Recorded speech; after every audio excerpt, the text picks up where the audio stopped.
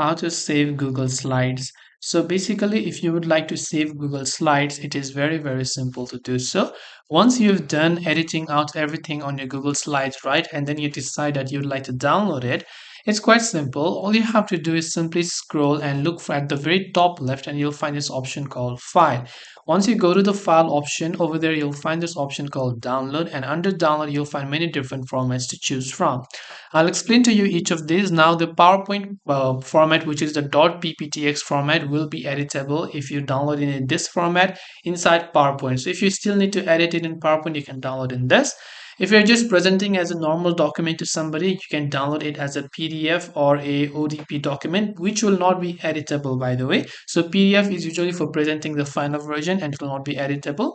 Plain text also it will be in .txt format, which will be openable in Notepad, but not, I think, editable. Now, JPG or PNG image, if you're downloading individual slides, then you can select that. And other is the scalable vector graphics option as well. And this way you should be able to go ahead and then save Google Slides. I hope that this video helped you. If you have got any further questions, feel free to also leave them down below. Thank you for watching till the very end of this tutorial, and see you soon in our next video.